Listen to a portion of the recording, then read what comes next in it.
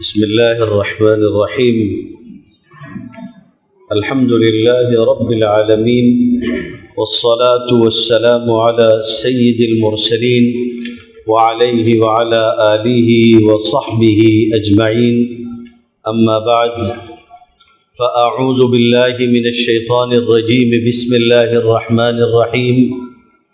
وما أرسلنا من قبلك إلا رجالا نوحي إليهم فاسألوا أهل الذكر إن كنتم لا تعلمون بالبينات والزبر وأنزلنا إليك الذكر لتبين للناس ما نزل إليهم ولعلهم يتفكرون.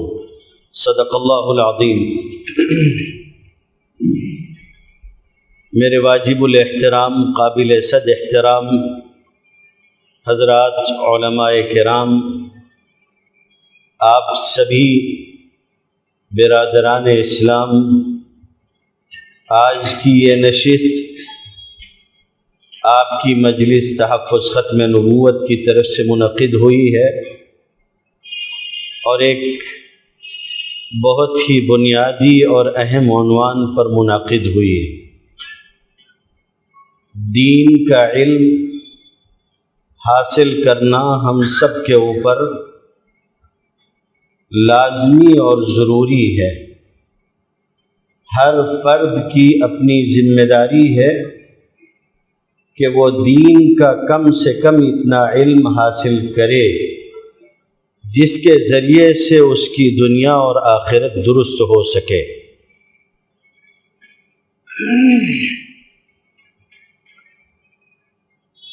یہ علم اس کے حصول کے ذریعے پہلے محدود تھے. اسباب اور وسائل کے افراط نے، سوشل میڈیا وغیرہ نے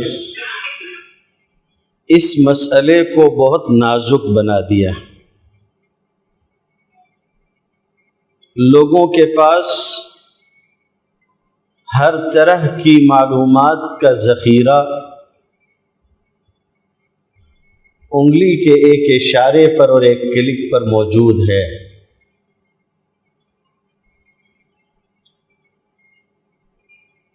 ذرائع اور وسائل کی کثرت نے لوگوں کے اندر ایک ایسی کیفیت پیدا کر دی ہے کہ جس میں وہ خیر و شر، حق اور باطل، اس کے فرق کے بغیر آگے بڑھنے کا حوصلہ اپنے اندر محسوس کر رہے ہیں، جس کا لازمی نتیجہ گمراہی، بربادی کے سوا اور کچھ نہیں. یہ دنیا اللہ رب العزت نے بنائی ہے اور یوں ہی نہیں بنا دی ہے. افحسبتم انما خلقناکم عبثا وانکم الینا لا ترجعون. نہ دنیا یوں ہی بنی ہے اور نہ ہم بلا سبب بنائے گئے. اور اللہ تعالیٰ نے خیر و شر کا سلسلہ روز اول سے رکھا ہے.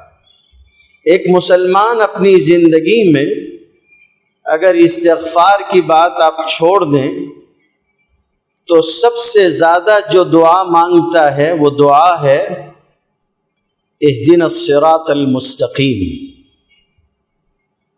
آپ تسلیم کریں گے، آپ کا دل گواہی دے گا کہ یہ جو بات میں نے کہی ہے یہ درست ہے. آپ اپنی زندگی میں سب سے زیادہ جس دعا کو مانگتے ہیں وہ ہے اہدنا الصراط المستقیم. صراط مستقیم اللہ کا راستہ، وہ راستہ جس کی طرف انبیاء بلاتے رہے. وَكَذَلِكَ أَوْحَيْنَا إِلَيْكَ رُوحًا مِّنْ أَمْرِنَا ما كنت تدري ما الكتاب ولا الإيمان ولكن جعلناه نورا نهدي به من نشاء من عبادنا وَإِنَّكَ لَتَهْدِي إِلَى صِرَاطٍ مُسْتَقِيمٍ صِرَاطِ اللَّهِ، محمد صلی اللہ علیہ وآلہ وسلم کے بارے میں فرمایا کہ نزول وحی سے پہلے آپ بھی نہیں جانتے تھے کہ ایمان کیا اور کتاب کیا ہے. ما كنت تدری ما الكتاب ولا الایمان ولكن جعلناه نورا نهدي به من نشاء من عبادنا. آگے فرمایا کہ آپ بھی صراط مستقیم کی طرف رہنمائی کرنے والے ہیں اور وہ اللہ کا راستہ ہے. وَإِنَّكَ لَتَهْدِي إِلَى صِرَاطٍ مُسْتَقِيمٍ صِرَاطِ اللَّهِ. تو آپ کہتے ہیں، مانگتے ہیں، کیوں؟ سوال ہے، اس دعا کو اتنی اہمیت کے ساتھ کیوں رکھا گیا؟ کیوں آپ کی نماز کا حصہ بنایا گیا؟ نبی کریم صلی اللہ علیہ وسلم کے صحابی آپ کے ساتھ ہیں، آپ نے ان کو آواز دی تھی اور وہ آ نہیں سکے تھے نماز میں مشغول ہونے کی وجہ سے. بخاری شریف میں، تفسیر میں، فضائل القرآن میں اور بھی جگہوں پر، کتاب الطب میں آپ دیکھ سکتے ہیں، حدیث موجود ہے. نبی کریم صلی اللہ علیہ وسلم نے ان سے کہا، قصہ مختصر ہے، میں طویل واقعے کو مختصر کر رہا ہوں.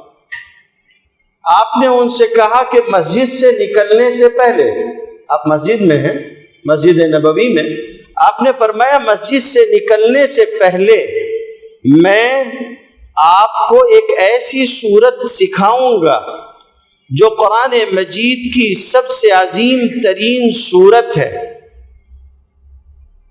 صحابی بیان کرتے ہیں کہ آپ مسجد سے نکلنے کے قریب ہوئے تو میں نے درخواست کی اور آپ کو یاد دلایا کہ آپ نے کہا تھا کہ آپ مجھے ایک ایسی سورت تعلیم فرمائیں گے. تو آپ نے فرمایا کہ وہ الحمدللہ رب العالمین ہے، اور آپ نے فرمایا کہ یہ وہ ہے جو مجھ کو دی گئی، اور یہ وہی 7 آیتیں ہیں جو بار بار دہرائی جاتی ہیں. اشارہ تھا سورہ ہجر کی اس آیت کی طرف جس میں آپ کو فرمایا گیا کہ وَلَقَدْ آتَيْنَاكَ سَبْعًا مِّنَ الْمَثَانِي وَالْقُرْآنَ الْعَظِيمِ. 7 بار بار دہرائی جانے والی آیتیں. کیوں اللہ نے ان 7 آیتوں میں اس دعا کو شامل کیا جو بار بار دہرائی جائیں گی؟ قرآن مجید کی یہ سورت نماز میں بار بار پڑھی جائے گی. سوال ہونا چاہیے آپ کے ذہن میں، آپ ساری زندگی یہ دعا مانگ رہے ہیں اور لاشعوری طور پر مانگ رہے ہیں. شعور نہیں، شعور ہونا چاہیے. اہمیت کے ساتھ اس کو اسی لیے رکھا گیا کہ آپ ایک شعوری کیفیت کے ساتھ ہر نماز میں آرزو اور تمنا بنا کے التجا کے ساتھ اللہ سے کہیں کہ یہ میری حیثیت نہیں ہے کہ میں آپ کے راستے پہ قائم رہ سکوں گا، آپ کی توفیق کے بغیر یہ ممکن نہیں ہے، آپ مجھے اپنے راستے پہ قائم رکھیے گا. اور اس کا سبب میں آپ کو بتاتا ہوں. اس کا سبب یہ ہے کہ جب آدم علیہ السلام اور ابلیس اور سارے اوپر سے نیچے اتارے گئے، اہبطوا منہا جمیعا، تو جب سب اتارے گئے اس موقع پہ ابلیس نے اللہ رب العزت سے کہا تھا کہ آپ مجھے وقت دیں، مہلت دیں، انظرنی الی یوم یبعثون. یہاں میں مزید تفصیل میں جانا نہیں چاہتا، تفسیر ہے اور بہت ساری چیزیں ہیں اس میں. خیر، اس کو ایک وقت تک، متعین وقت تک، الی یوم الوقت المعلوم، اس کے کہے پر نہیں، بلکہ اللہ نے اپنے یہاں سے کہا کہ ایک خاص وقت تک کے لیے تجھے مہلت دی جاتی ہے، دے دی گئی. اب اس نے کہا کہ یہ جو مہلت آپ نے دی ہے تو کچھ اختیارات بھی ہونے چاہیے. ثابت بنانی رحمۃ اللہ علیہ جو بخاری شریف کے روات میں سے ہیں، انہوں نے بیان کیا ہے کہ جب موقع دیا گیا تو ابلیس نے کہا تھا کہ مجھے کچھ چیزیں چاہیے ہیں، لڑنا ہے تو ہتھیار بھی چاہیے ہوں گے، تو مجھے کچھ دیا جائے۔ تو جو پہلی چیز اس کو ملی ہے وہ یہ ہے کہ صدورہم مساکن لک، انسانوں کے قلوب تیرے لیے گھر ہوں گے، تو ان کے دلوں میں بس جائے گا۔ صدورہم مساکن لک، اور تجری منہم مجری الدم، جیسے خون ان کی رگوں میں بہتا ہے تو اس میں بہے گا۔ یہ دشمن ساتھ لگا ہوا ہے، دل میں سمایا ہوا ہے، اور بہکانے کے لیے سب سے قریب میں موجود قرین ہے۔ قرآن مجید میں اشارہ دے دیا گیا، وَمَن يَعْشُ عَن ذِكْرِ الرَّحْمَنِ نُقَيِّضْ لَهُ شَيْطَانًا فَهُوَ لَهُ قَرِينٌ، ساتھ ہو جاتا ہے۔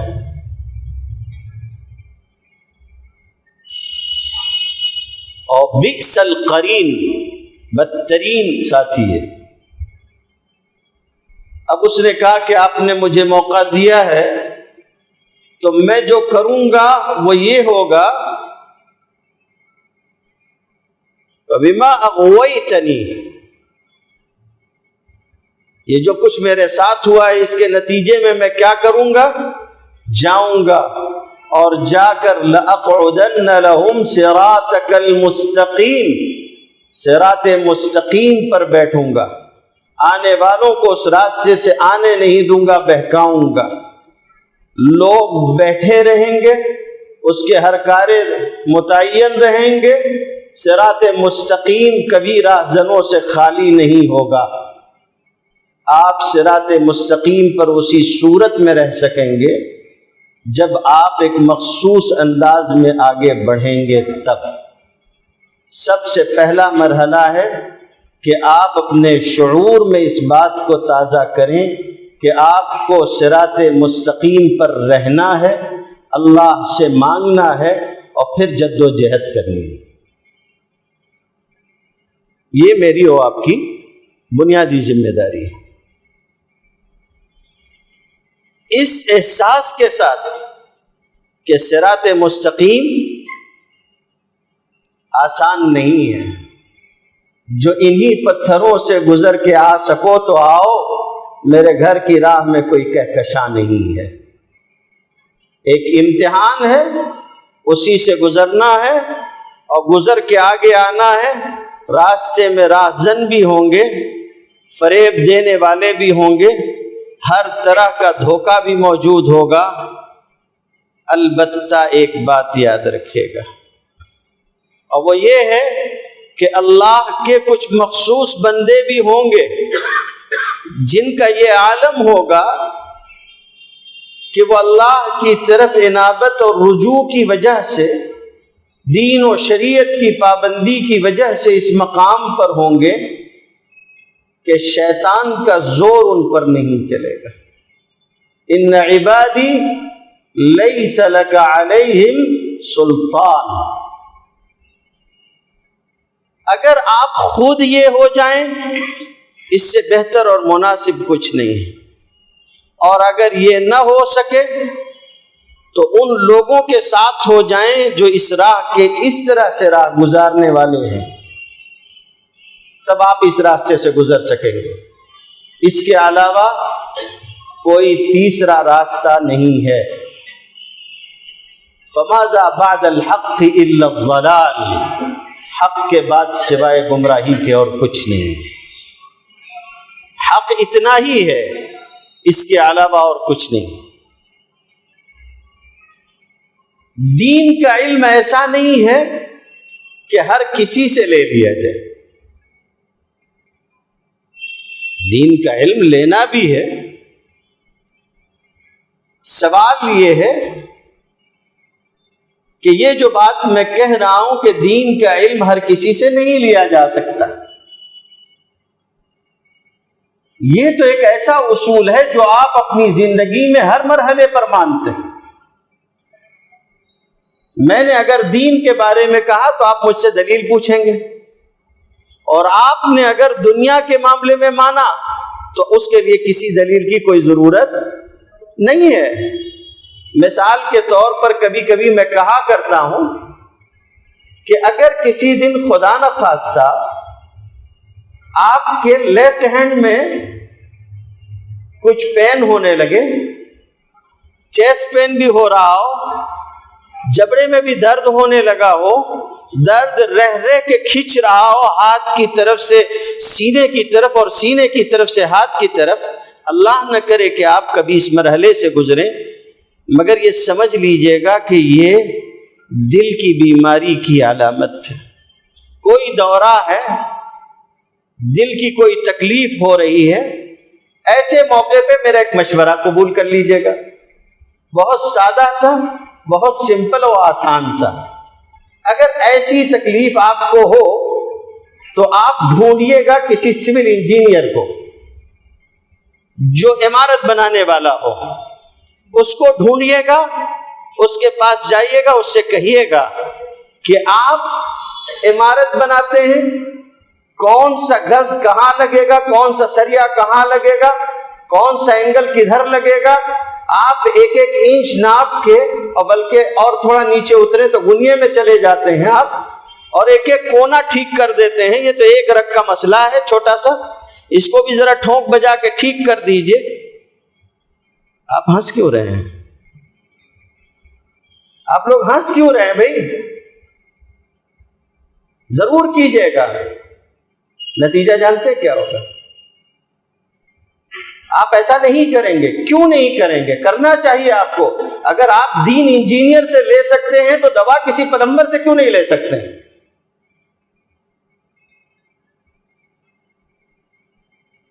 دلیل کی کیا ضرورت ہے آپ کو؟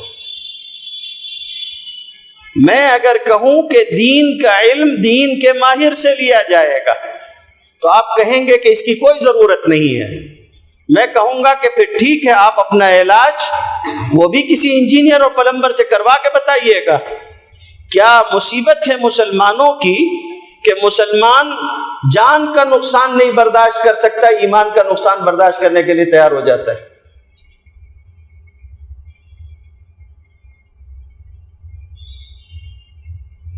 قباحت کیا ہے؟ قباحت کیا ہے؟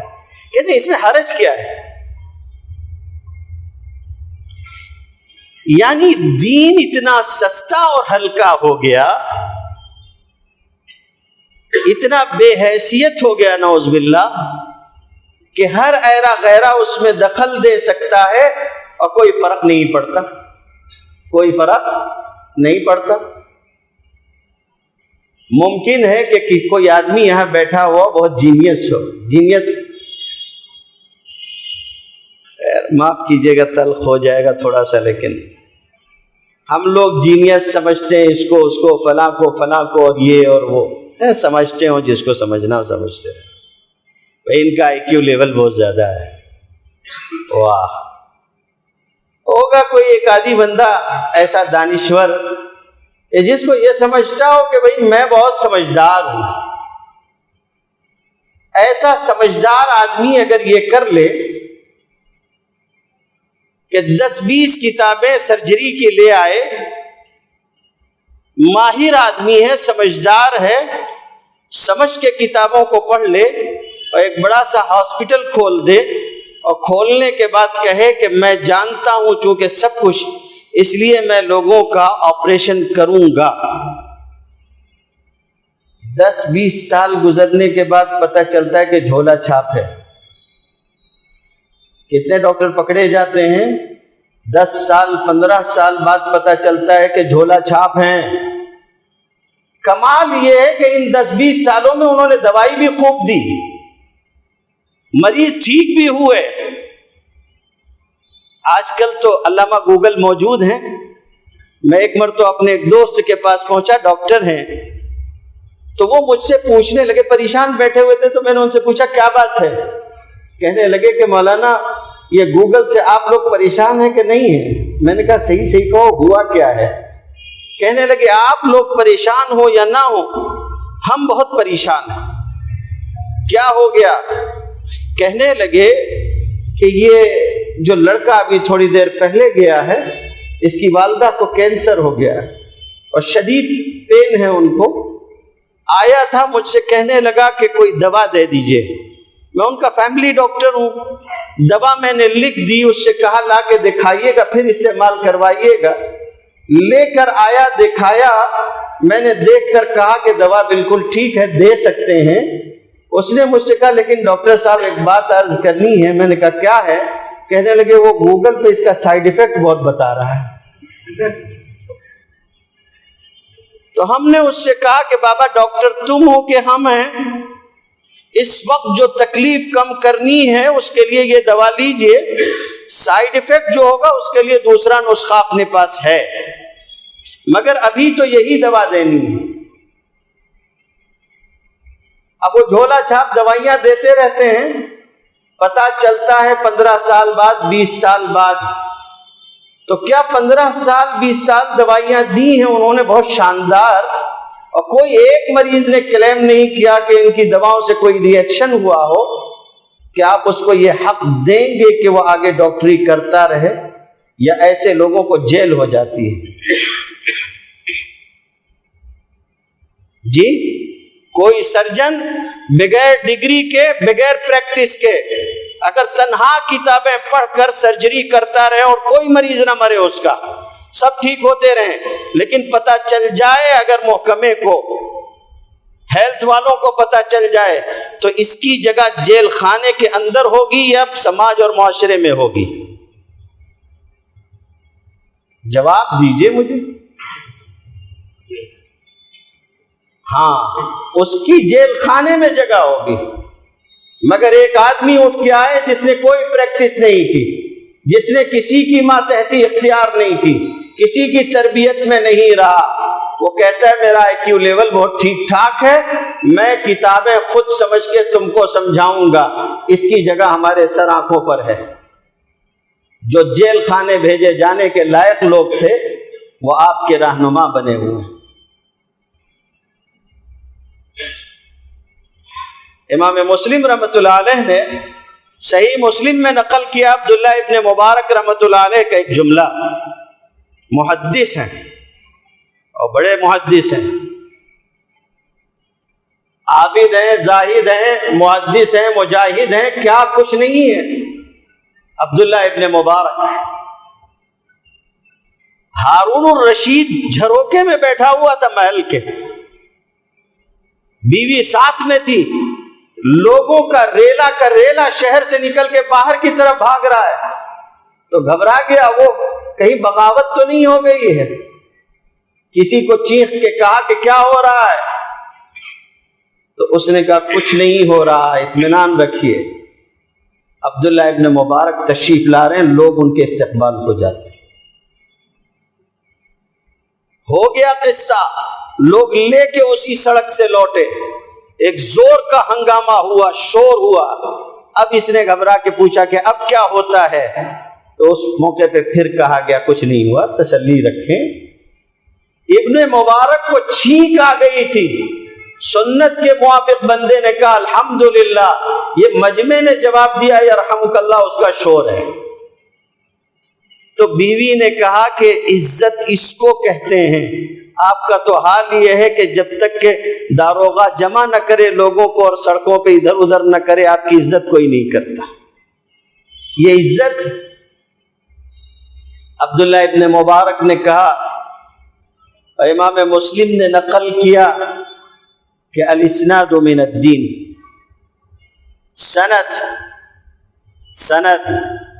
سند جانتے ہو کس کو کہتے ہیں؟ کس نے کس سے پڑھا, کون کس کا استاذ ہے, یہ بات کس سے نقل کی جا رہی ہے.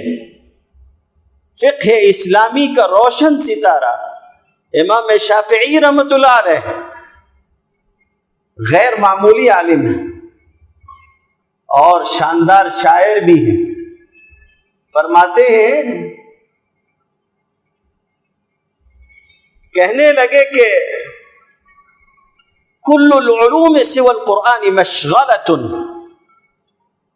سارے علوم سوائے قرآن مجید کے سب مشغلہ ہیں, لہو و لعب ہے, اس کے سوا اور کچھ نہیں. سوائے حدیث کے الا الحدیث سوائے حدیث کے، والا الفقہ سوائے فقہ کے، الا الحدیث والا الفقہ فی الدین، بس یہی دو چیزیں۔ آگے دو مصرے اور فرمائے، العلم ما کان فیہ حدثنا، علم ہمارے ہاں وہ ہے جس میں اس کی وضاحت کی جائے کہ کس نے کس سے لیا ہے، کس نے کس سے پڑھا ہے، وما سوا ذاک وسواس الشیاطین، اس کے سوا جو ہے سب شیطان کا وسوسہ ہے۔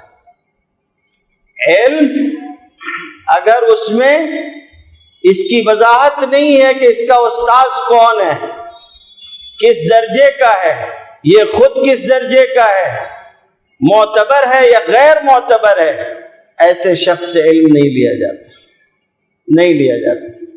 الاسناد من الدین، سند دین کا حصہ ہے۔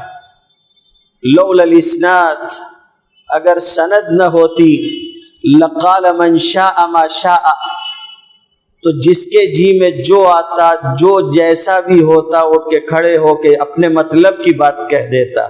سند کا فائدہ یہ ہے کہ جو بے سندہ ہو اس کو کہہ دیتے ہیں حضرت گھر تشریف لے جائیے آپ، یہ دین ہے، یہ دین ہے، یوں نہیں چلتا، یہ دین ہے۔ عصریات میں آپ ڈگری لیتے ہیں، سرٹیفکیٹ ہوتا ہے، کس چیز کا ہوتا ہے؟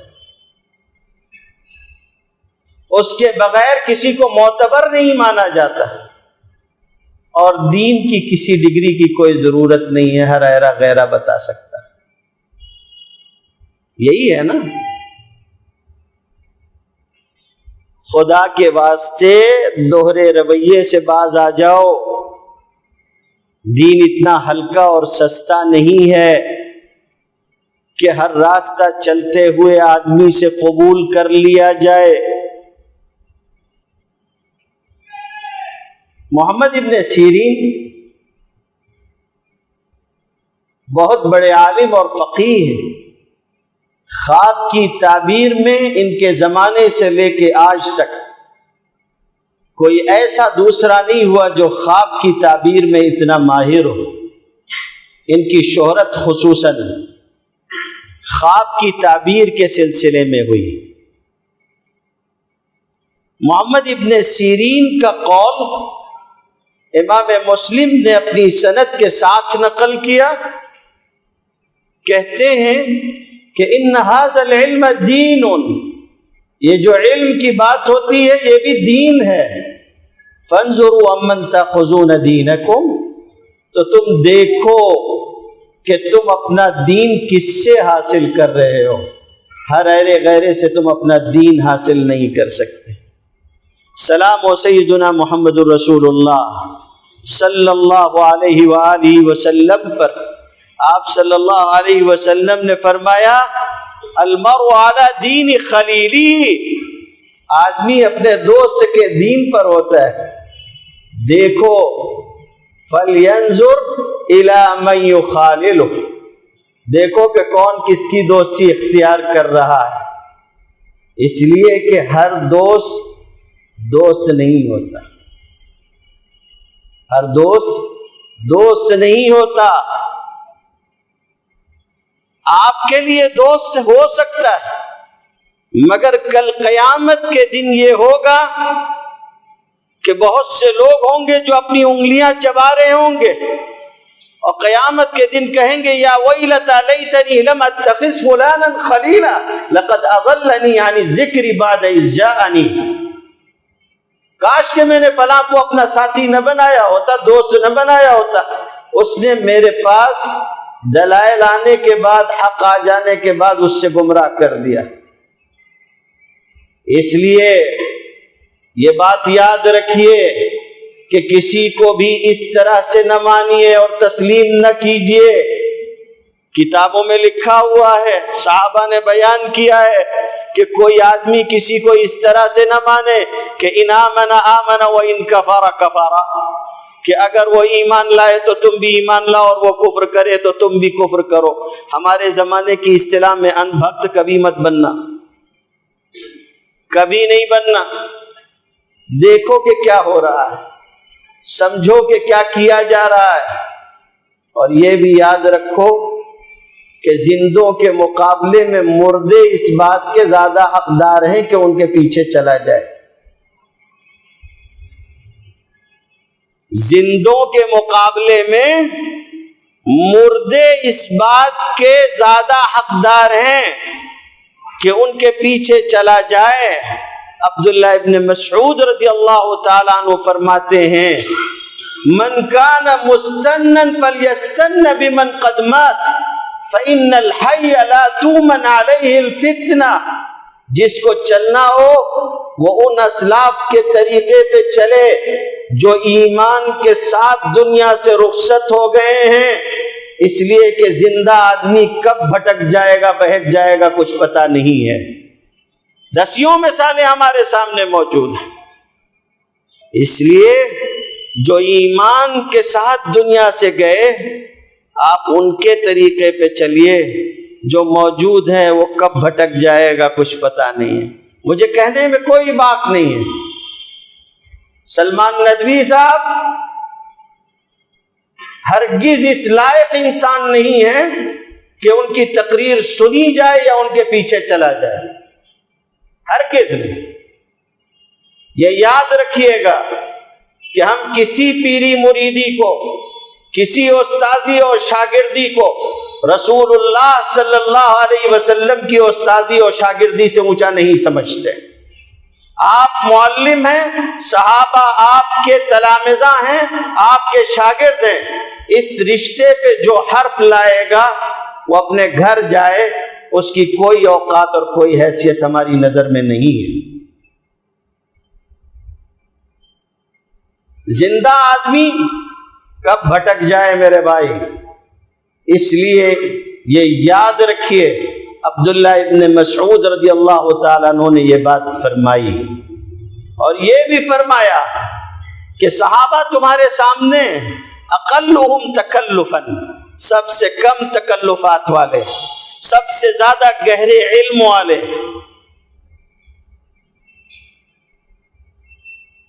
تو دین حاصل کس سے کر رہے ہو اس کو دیکھو، یہ نہیں کہ وہ بہت شاندار بولتا ہے، ملینز کے اوپر اس کے فالوورز ہیں۔ ایک مناظرے میں میں شریک تھا، میرے ساتھ ایک عالم بھی تھے، عبد المالک ان کا نام ہے، آج کل وہ معاش میں کاروبار وغیرہ میں لگ گئے ہیں، میرے بہت قریبی دوستوں میں سے۔ اس زمانے میں میرے ساتھ رہے جب میں بہت کم عمری سے بحث و مباحثے اور مناظرے میں تھا، تو مناظرہ کر رہا تھا۔ ایک صاحب کہنے لگے کہ آپ دیکھ رہے ہیں ہماری تعداد رفتہ رفتہ بڑھتی جا رہی ہے، اور یہ ہمارے حق پر ہونے کی دلیل ہے کہ ہماری تعداد زیادہ ہو رہی ہے۔ قبل اس کے کہ میں کوئی جواب دیتا وہ معاون تھے، مجھ سے کہنے لگے اس کا جواب میں دے دوں؟ تو میں نے کہا ضرور دے دیجئے، نہیں ہوا تو میں کہہ لوں گا۔ تو انہوں نے کہا کہ حضرت بس اتنا یاد رکھیے جب دجال آئے گا اس کے ساتھ بھی بہت ڈھیر لوگ ہوں گے۔ یہ نہ دیکھیے کہ ملینز کے اوپر فالوورز ہیں صاحب، اور وہ تو ایسا بتاتے ہیں وہ تو ویسا بتاتے ہیں۔ آپ یہ دیکھیے کہ دم کٹا ہوا تو نہیں ہے، اوپر کون ہے نیچے کون ہے اس کے۔ جب کسی شخص کو حدیث میں یا علم دین میں بیان کیا جاتا ہے تو کہتے ہیں کہ فلاں سے علم حاصل کیا ہے اور فلاں اس کے شاگرد ہیں۔ امام ابو حنیفہ ہوں، شافعی ہوں، مالک ہوں، امام احمد ابن حنبل ہوں، لیث ابن سعد ہوں، اوزاعی ہوں، ثوری ہوں، کوئی ہوں، محدثین میں دیکھ لیجئے۔ جہاں ذرا اس میں کمی نظر آئی وہیں صفائی سے کہہ دیتے کہ آدمی قابل اعتبار نہیں۔ یہاں تو مجہولین کا پورا خاندان ہے، مائی باپ کا کوئی پتہ نہیں ہے اوپر سے نیچے تک کس علمی نسب سے ہیں اور رشتے سے ہیں، اور نہیں صاحب ہم دین سکھائیں گے۔ سیکھ لیجئے ضعف الطالب والمطلوب، لینے والا بھی دینے والا بھی دونوں ایسے ہی ہیں۔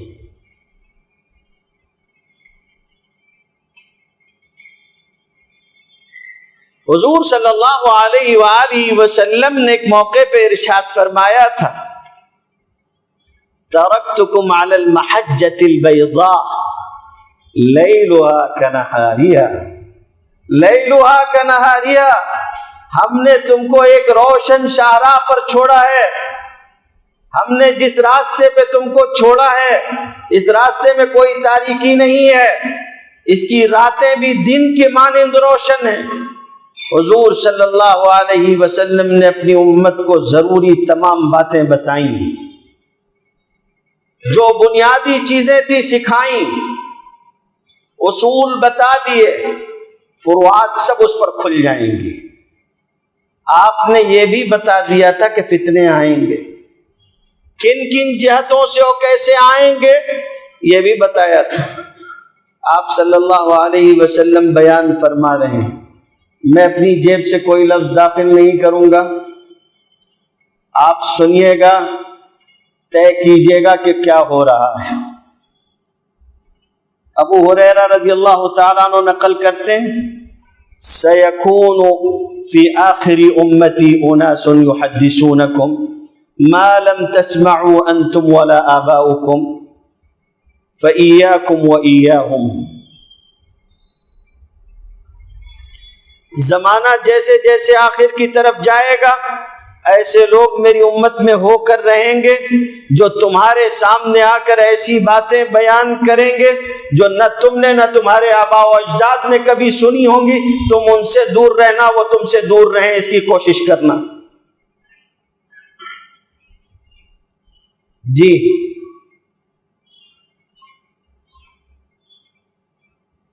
نبی کریم صلی اللہ علیہ وسلم نے فرمایا، یکون فی آخر الزمان دجالون، ایک دجال نہیں ہوگا،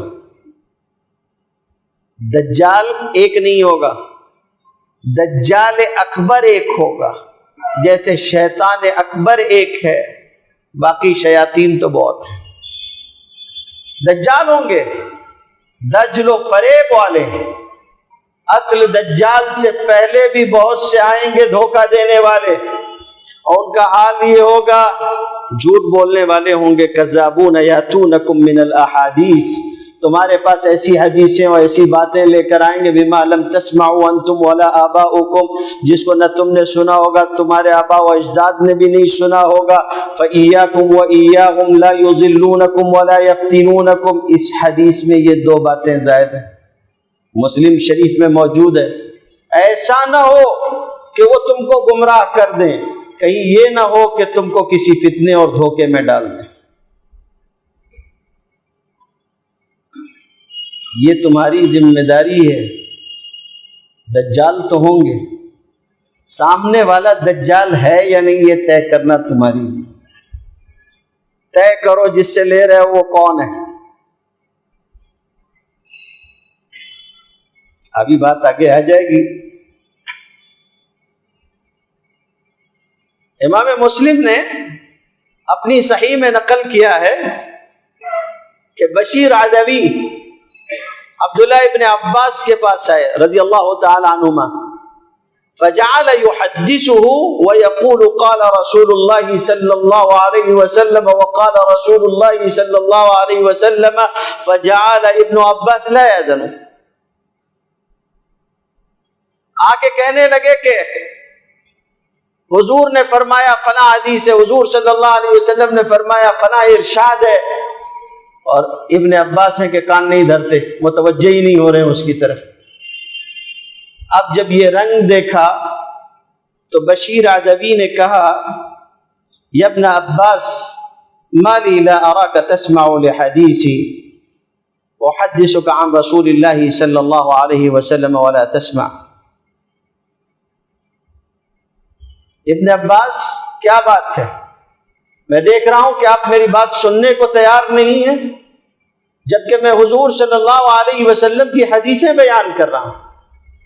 سوشل میڈیا سے ہر غیرے سے لے لینے والے لوگوں، ذرا غور سے سننا، ابن عباس نے اس وقت کیا کہا تھا۔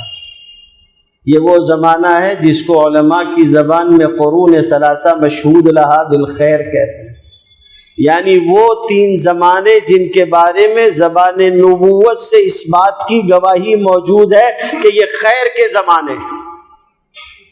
اسی خیر کے زمانے میں ابن عباس بشیر ادبی سامنے بیٹھ کے حدیث بیان کر رہے ہیں اور سن نہیں رہے، ابن عباس متوجہ نہیں ہو رہے ہیں، اور وہ کہہ رہے ہیں کہ میں حدیث بیان کر رہا ہوں، حضور نے فرمایا ہے، ابن عباس سننے کو تیار نہیں۔ شکوا کیا کہ کیوں نہیں سنتے ہیں؟ کوئی میری بات تھوڑی نہ ہے، رسول اللہ صلی اللہ علیہ وسلم کا فرمان ہے۔ عبداللہ ابن عباس نے کہا اِنَّا كُنَّا مَرَّةً إِذَا سَمِعْنَا رَجُلًا يَقُولُ قَالَ رَسُولُ اللَّهِ صَلَّى اللَّهُ عَلَيْهِ وَسَلَّمَ ابْتَدَرَتْهُ أَبْصَارُنَا وَأَصْغَيْنَا إِلَيْهِ بِآذَانِنَا۔ ایک وقت تھا کوئی آدمی ہمارے سامنے کہتا کہ اللہ کے رسول صلی اللہ علیہ وسلم نے فرمایا ہے، ہماری آنکھیں اس کی طرف سبقت کرتی، ہمارے کان ہم اس کی طرف متوجہ کر دیتے، ادھر ہی جھک جاتے اور پوری توجہ سے سنتے تھے کہ حضور کا فرمان ہے۔ لیکن جب سے لوگوں کے اندر سخاوت آ گئی، لوگوں کے اندر ہلکا پن آ گیا، لوگوں کے اندر دین کے بارے میں بے مروتی آ گئی، اس کے بعد سے لم ناخذ من الناس الا ما نعرف، اس کے بعد سے ہم سوائے اس سے اور کسی سے حدیث نہیں لیتے جس کو ہم پہچانتے ہیں، بس اس کے علاوہ کسی سے نہیں لیتے۔ جس کو جانتے ہیں یہ صحیح ہے اسی سے لیتے، ورنہ کوئی کھڑے ہو کے 1000 مرتبہ کہہ کہ حضور نے فرمایا، ہم اس کی طرف توجہ نہیں کرتے۔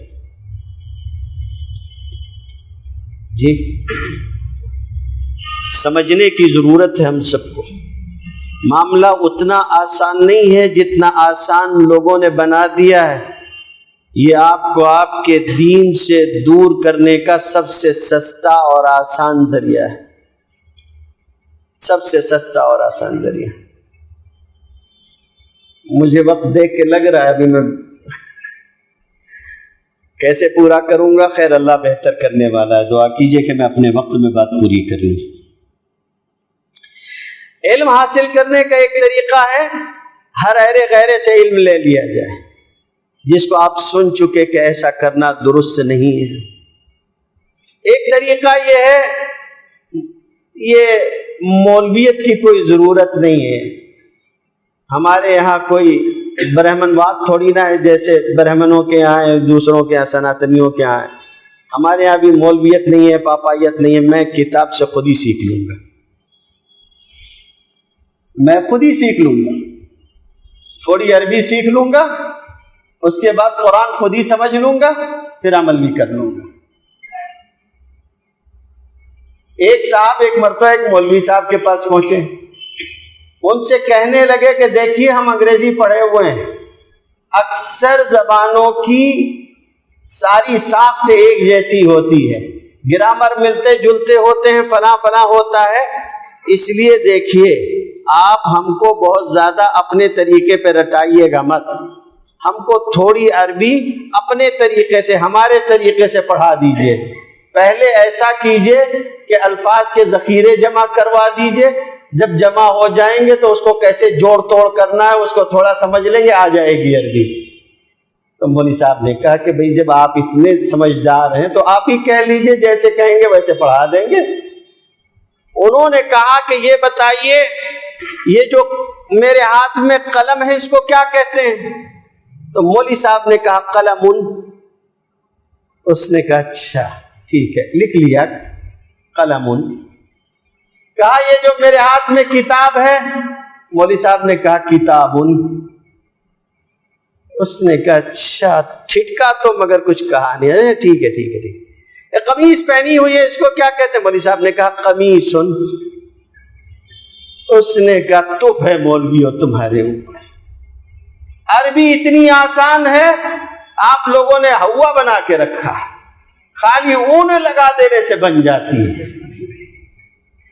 مولانا سمجھتے تھے کون سی عربی سیکھا ہے، مولانا نے کہا اچھا پھر کیا خیال ہے؟ کہا کچھ سیکھنے کی ضرورت نہیں، میں خود ہی اب سب ترجمہ کر لوں گا۔ تو مولانا نے کہا وہ سامنے سے بھینس آ رہی ہے اس کو کیا کہتے ہیں؟ تو یہ بھینسن چھاپ عربی پڑھ کے قرآن سمجھیں گے۔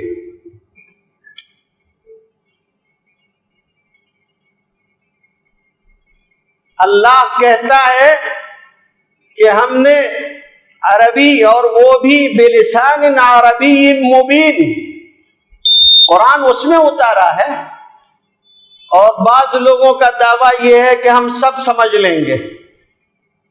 ابو حنیفہ رحمۃ اللہ علیہ جیسے اور امام شافعی جیسے لوگ قروء کے لفظ میں ان کا اختلاف ہو گیا، اور دونوں طرف اہل لغت موجود ہیں، اور کسی کو غلط قرار نہیں دیا جا سکتا، اور یہی دلیل ہے کہ کسی نص کا محتمل ہونا دو معنی کو، کہ ایک ہی لفظ میں دو معنی بھی ہو سکتے ہیں، اور دونوں معنی خلاف شریعت نہیں ہوں گے، اور دونوں معنی معتبر ہوں گے، اور دونوں کو حق پہ قرار دیا جائے گا، اور کسی ایک کو باطل نہیں کہا جائے گا۔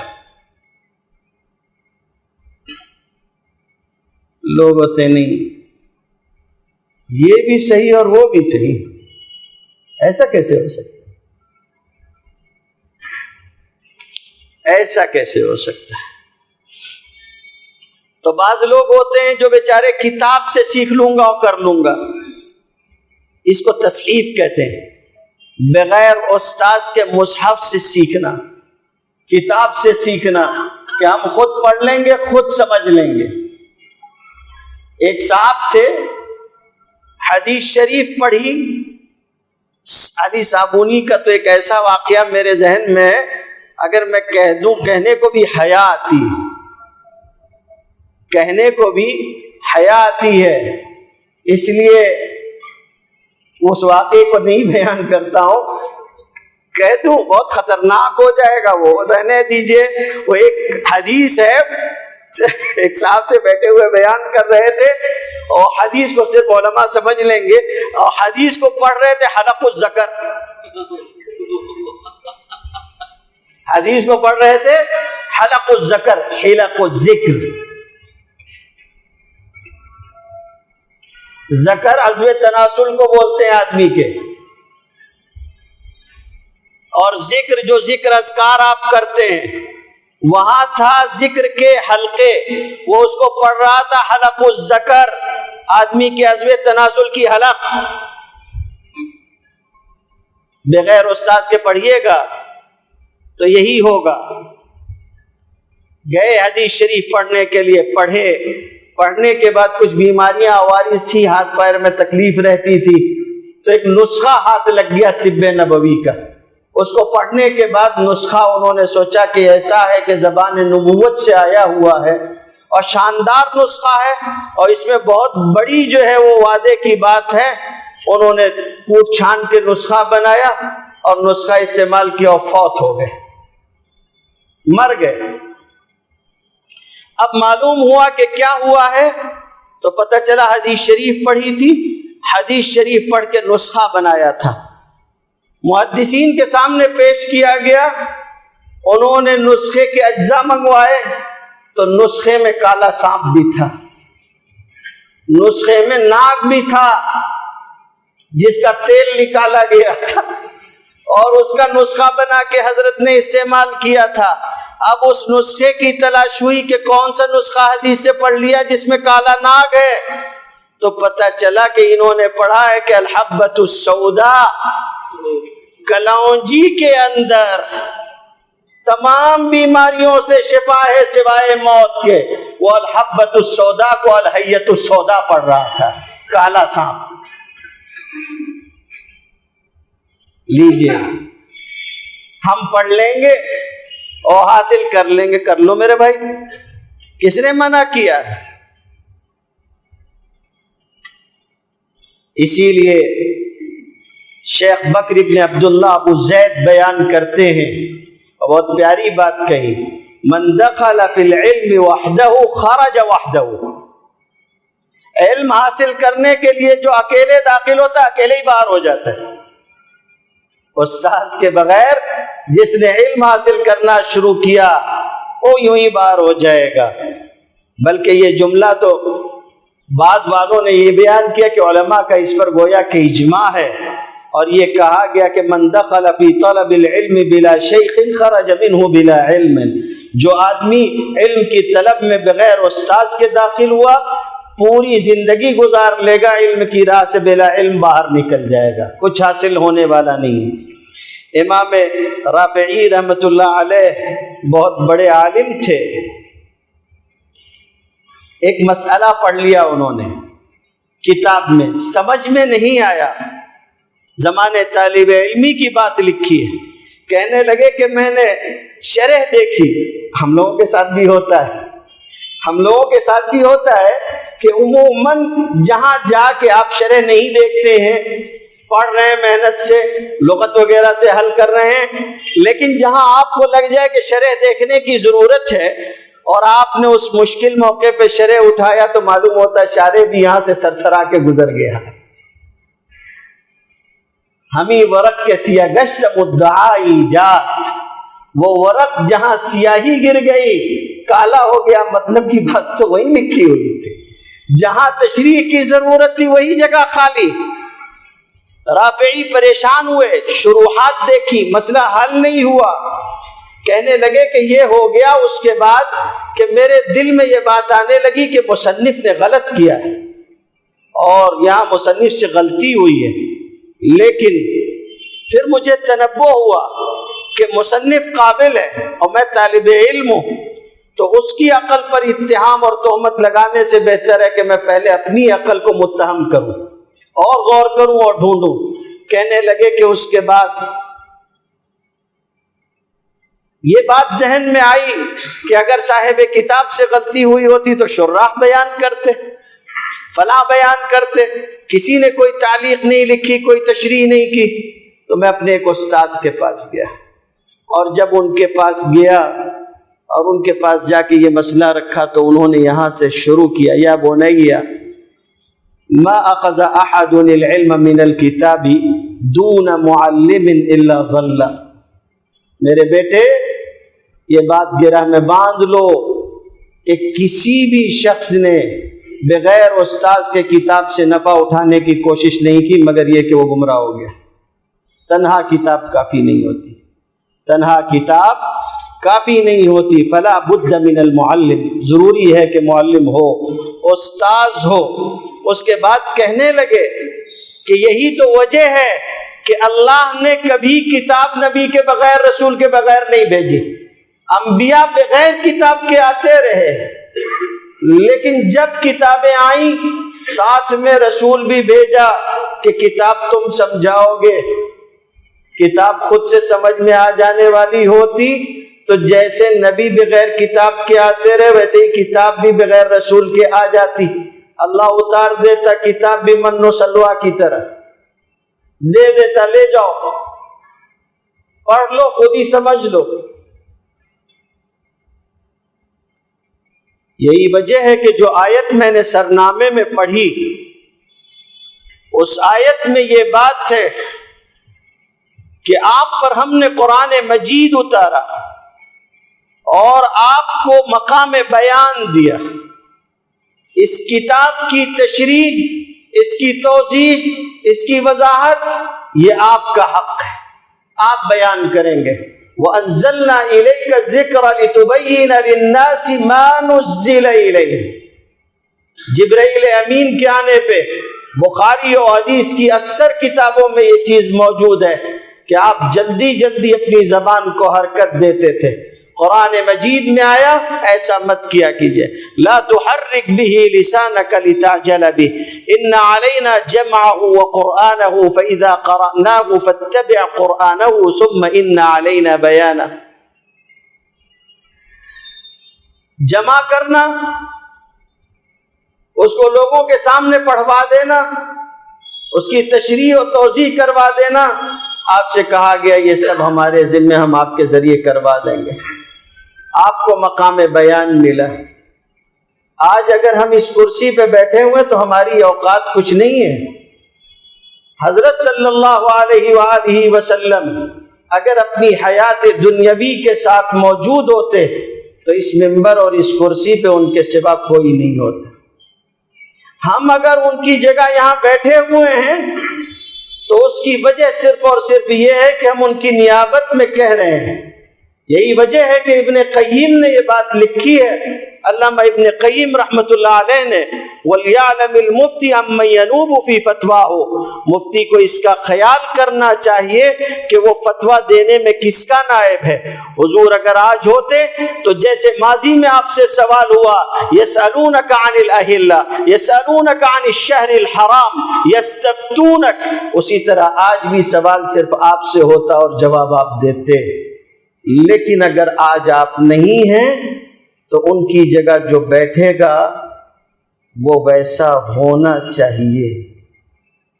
آپ ہر کسی کو مقام بیان نہیں دے سکتے. ہر ایرا غیرہ جس کا قرآن بھی ٹھیک نہ ہو،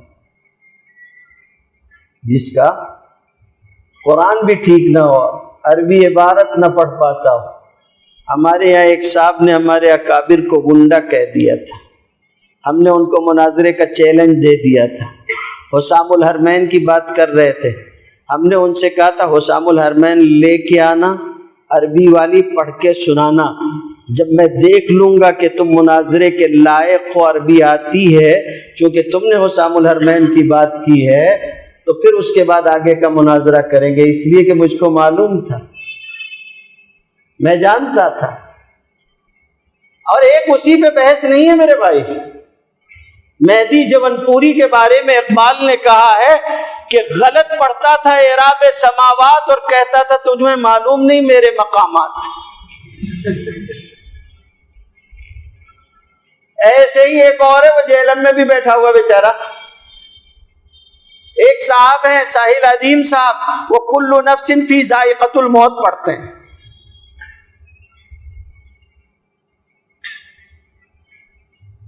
اب جب آپ کہنے جائیں گے کہ آپ قرآن غلط پڑھتے ہیں تو وہ کہیں گے کہ آپ کو نہیں سمجھتا ہے، ہم کون ہیں، آپ کیا جانیں. نستعین میں شیخ سدیس کی بھی عین نہیں نکلتی، امام حرم کی غلطی نکال رہا، خود غلط پڑھتا. آگے سب کی خبر لیں گے، تھوڑا رک جاؤ بس میں کچھ پورا کر لوں اس کے بعد، تاکہ آپ کو پہلے پوری بات سمجھا دوں. اللہ تعالیٰ نے کیوں علماء سے یہ عہد لیا، اہل کتاب سے یہ عہد کیوں لیا؟ کہ وہ اللہ تعالیٰ کہتا ہے کہ کتاب کے اندر جو کچھ بھی ہے وہ اس کو بیان کرنے سے رکیں گے نہیں. وَلَا تَكْتُمُونَهُ. کیوں رسول اللہ صلی اللہ علیہ وسلم نے یہ بات ارشاد فرمائی کہ من سئل عن علم فكتمه الجم بلجام من النار يوم القیامہ. جو صاحب علم ہو اور اس سے علم کی بات پوچھی جائے اور وہ نہ بتائے، قیامت کے دن اس کو آگ کی لگام پہنا دی جائے گی. اس لیے کہ وہ اہل تھا، اگر وہ نہیں بیان کرے گا تو نااہل بیان کریں گے. اس لیے کہا گیا کہ وہ بیان کرے.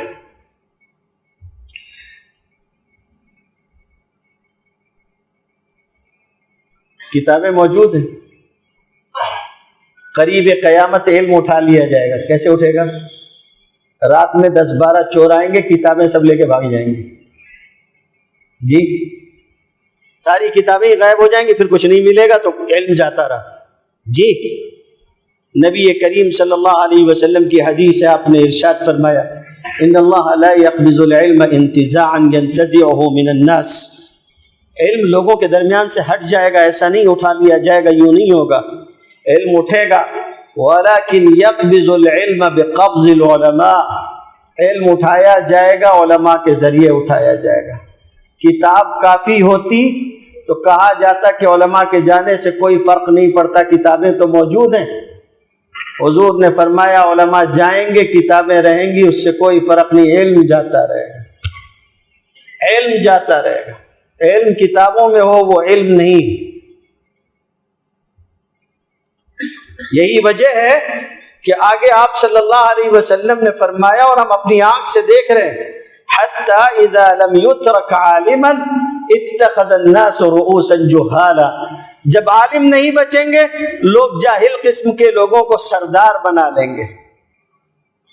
سفر شروع ہوا، امیر صاحب تھے، مالدار سیٹھ صاحب، ظاہر ہے لیتے دیتے رہے ہوں گے۔ اب سب لوگ نکلے، اس میں پڑھے لکھے بھی تھے، غیر پڑھے لکھے بھی تھے۔ سفر میں امیر ہونا چاہیے، ہاں ہونا چاہیے، سیٹھ صاحب سے اچھا امیر کون ہوگا؟ یہ تو ویسے بھی امیر ہیں، ان کو امیر بنا دو۔ تو امیر بنا دیے گئے۔ اب جو امیر بنا دیے گئے تو اس کا نتیجہ یہ ہوا کہ سفر ہوا، آگے بڑھے، آگے بڑھنے کے بعد یہ عالم ہو گیا کہ یہ کیفیت پیدا ہو گئی کہ پانی نہیں ہے، وضو کرنا ہے، نماز پڑھنی ہے۔ امیر صاحب پانی نہیں ہے وضو کرنے کو، کیا کریں؟ کہیں سے سن رکھا ہوگا، کہا تیمم کریں۔ لوگوں کو بھی موقع اچھا ہاتھ آیا تھا، لوگوں نے کہا کہ اچھا تیمم کرنا ہوگا امیر صاحب، تو کیسے کریں گے؟ کہیں تیمم تو وضو کا نائب ہے، جیسا وضو ویسا تیمم کا ہم کو نہیں آتا، آپ کر کے بتائیں۔ ان کا بسم اللہ، مٹی پہ ہاتھ مارا، پھر مٹی لے کے کلی بھی کر لی۔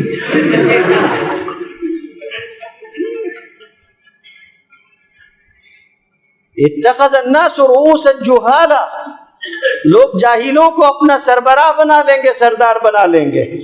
فَأَفْتَوْا بِغَيْرِ عِلْمٍ، بغیر علم کے فتوا دیں گے۔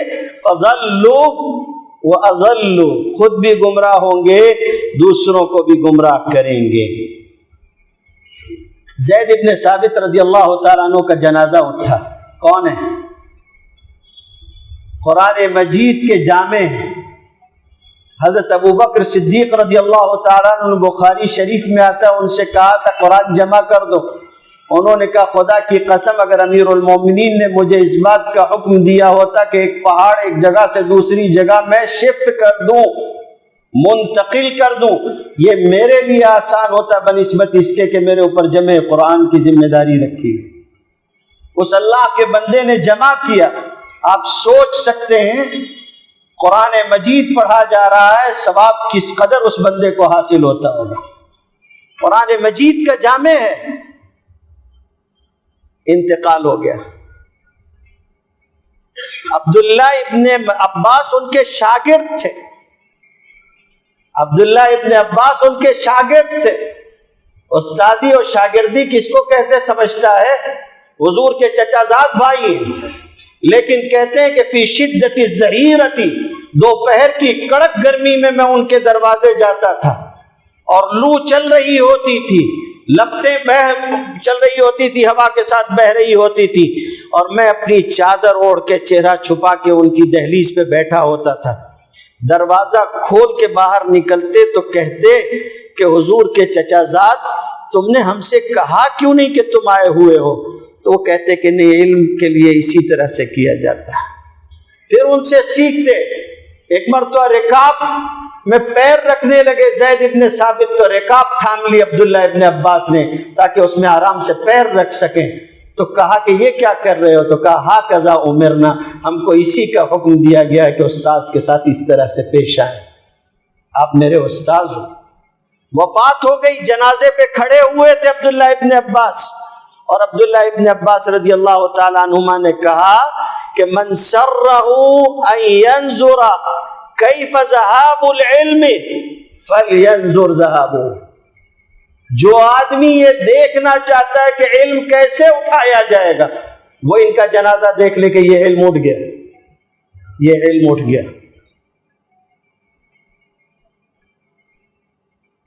اس طرح سے نہیں جیسا آپ اور میں سمجھ رہے ہیں، صرف کتاب نہیں میرے بھائی۔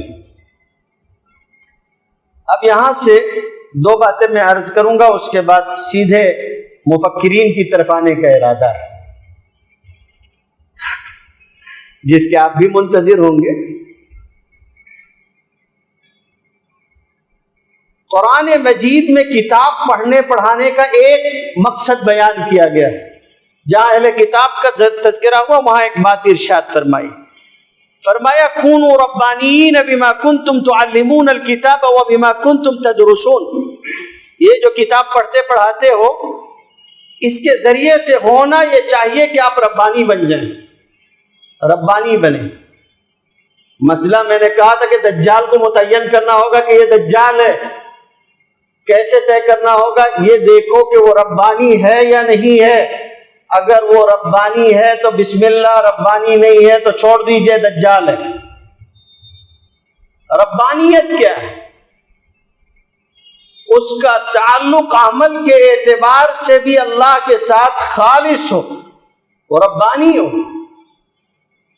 جتنوں کا نام آج سوشل میڈیا میں چلتا ہے، آپ ان کی نجی زندگی ذرا اٹھا کے دیکھیے، اصلاح، تزکیہ، نوافل، ذکر، اذکار، اللہ کی طرف لو لگانا، اور یہ ساری چیزیں کتنی ہیں؟ ربانیت کتنی ہے ان کے اندر؟ خواجہ عزیز الحسن مجذوب رحمۃ اللہ علیہ ڈپٹی انسپیکٹر آف اسکولز تھے، ڈپٹی انسپیکٹر آف اسکول تھے، اور ان کا حال یہ تھا، اتنے اونچے عہدے پہ ہونے کے باوجود، کہ حضرت تھانوی کے مرید ہوئے اور اس کے بعد آپ کے جانشین بھی ہوئے۔ حکیم الامت کا جانشین ایک ایسا شخص ہو رہا ہے جو عصریات کا اتنا ماہر تھا۔ کیسا مٹایا ہوگا، کیسے علم حاصل کیا ہوگا، کس طرح ان کے ساتھ رہے۔ ان کا ایک 4 مصرع آپ کو سناتا ہوں، ربانیت سمجھ میں آ جائے گی آپ کو۔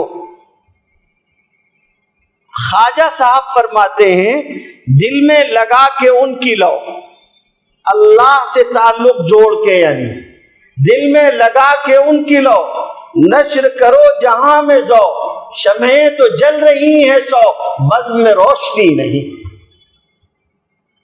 بزم میں روشنی نہیں۔ 1000 ہیں، تقریر کر رہے ہیں، اعلان ہو رہا ہے، معلومات کے دریا لٹائے جا رہے ہیں، فرق کیا پڑ رہا ہے؟ کون کتنا عابد زاہد ہو گیا، کون اللہ والا ہو گیا؟ ایک طرف یہ دیکھیے کہ ربانیت کتنی ہے، اور یہ بھی یاد رکھیے گا کہ قرآن مجید ہے، قرآن مجید الفاظ کا غیر معمولی انتخاب، الفاظ کا غیر معمولی انتخاب۔ ربانیت کا لفظ استعمال کیا ہے جس میں تربیت کا لفظ خود موجود ہے۔ یہ دیکھیے گا کہ کس راستے سے آیا ہے، اس کی تربیت ہوئی ہے یا نہیں ہوئی ہے اس نہج کے اوپر، جس نہج پر چل کر وہ خود رہنما بن سکے گا۔ پوچھیے آپ کا استاد کون؟ رسول اللہ صلی اللہ علیہ وسلم کو بھی علوم نبوت کے لیے ایک واسطے کی ضرورت ہے، مگر ہمارے مرزا جی کو کسی واسطے کی کوئی ضرورت نہیں ہے۔ حضور تک بھی جبرائیل امین لے کے آئیں گے، نزل به الروح الامین علی قلبک لتکون من المنذرین بلسان عربی مبین۔ اور مرزا جی کے پاس کیا آئے گا؟ وہی آئے گا جو بڑے مرزا کے پاس آیا تھا، وہی آئے گا جو بڑے مرزا کے پاس آیا تھا۔ مرزا غلام احمد قادیانی کے بارے میں کسی نے حضرت مولانا عطا اللہ شاہ بخاری رحمت اللہ علیہ سے کہا کہ حضرت مرزا کہتا ہے کہ میرے اوپر وحی اترتی ہے۔ حضرت نے کہا ہمارا ایمان ہے کہ اترتی ہے، ہمارا ایمان ہے کہ اترتی ہے۔ حضرت کیا کہہ رہے ہیں آپ؟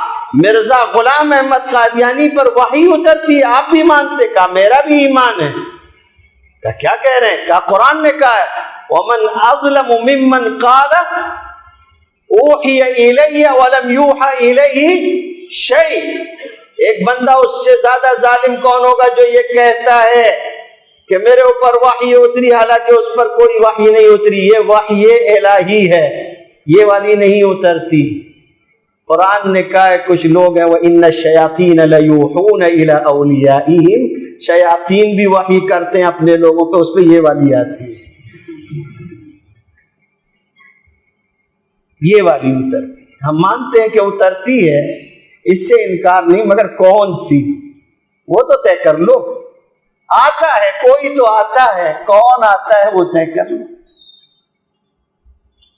اسی لیے کہا گیا ہے کہ جس کا کوئی اس راستے میں شیخ نہیں ہوتا وہ کبھی تحقیق کے درجے تک نہیں آتا، یہ یاد رکھیے گا۔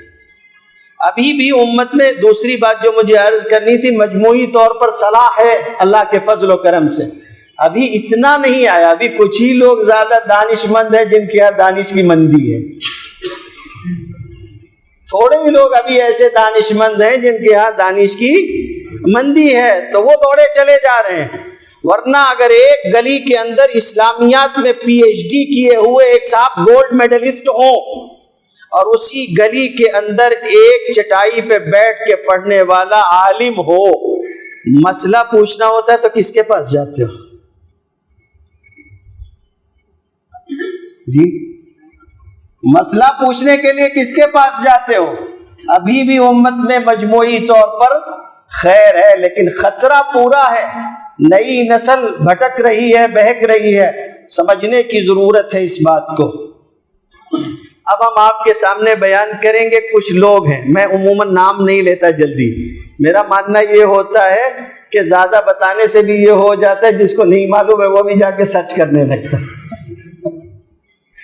تو یہ میں نہیں چاہتا ہوں، اس کو سمجھنا چاہیے آپ کو، اس چیز کو سمجھنا چاہیے آپ کو۔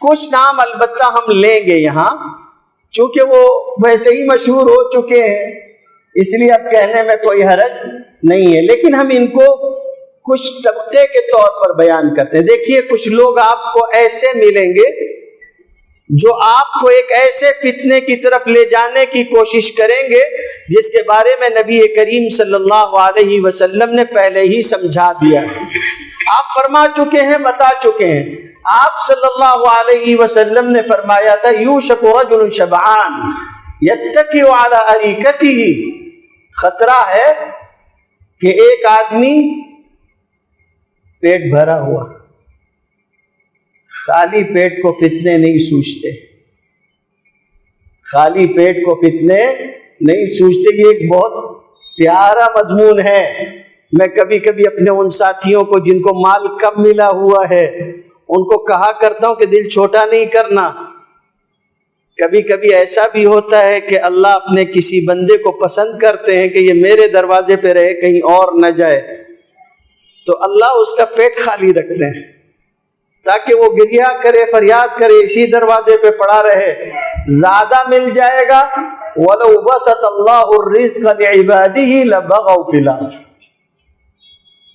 لَبَغَوْا فِي الْأَرْضِ، پیٹ بھرا،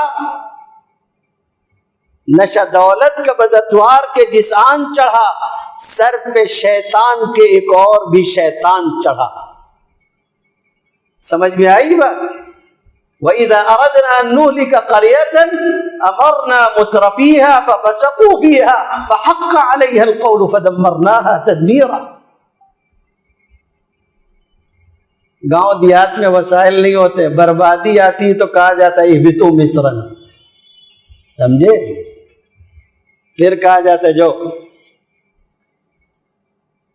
یوشک رجل شبعان یتکی علی اریکتہ، آرام سے پیٹ بھرا ہوا اپنے تکیے سے ٹیک لگائے ہوئے بیٹھا ہوا، وہ کہے گا کہ ہم کو اللہ کی کتاب کافی ہے اور باقی کچھ نہیں، یعنی حدیث کی کوئی ضرورت نہیں ہے۔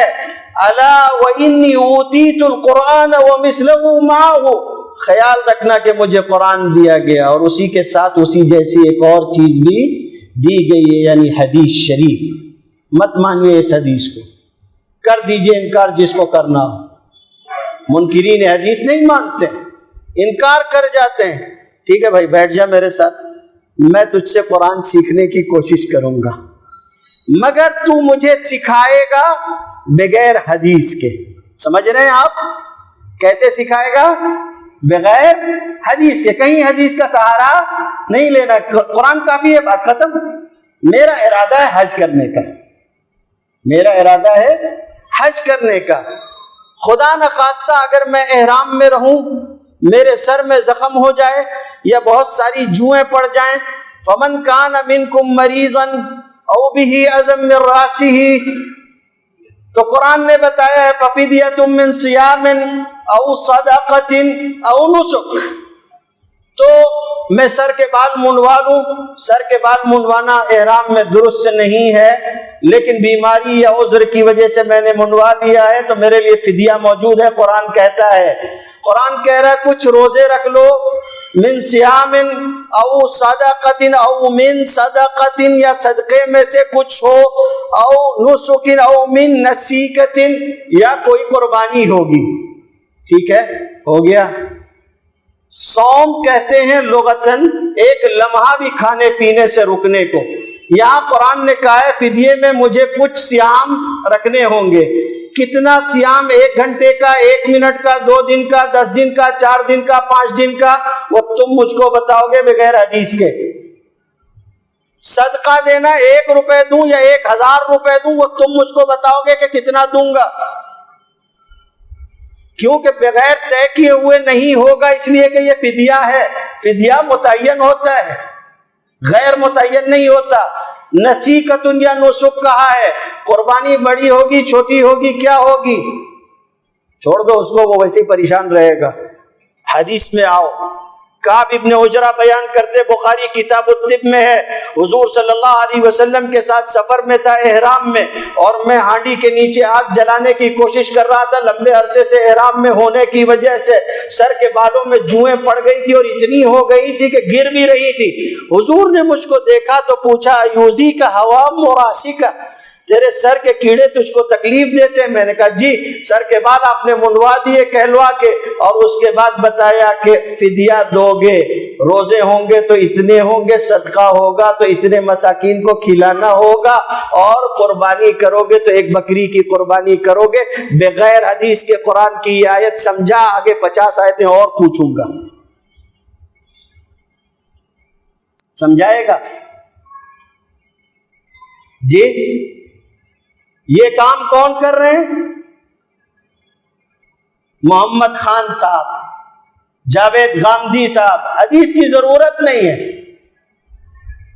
نماز سے جاتے رہو گے، روزوں سے جاتے رہو گے، قربانی سے جاتے رہو گے۔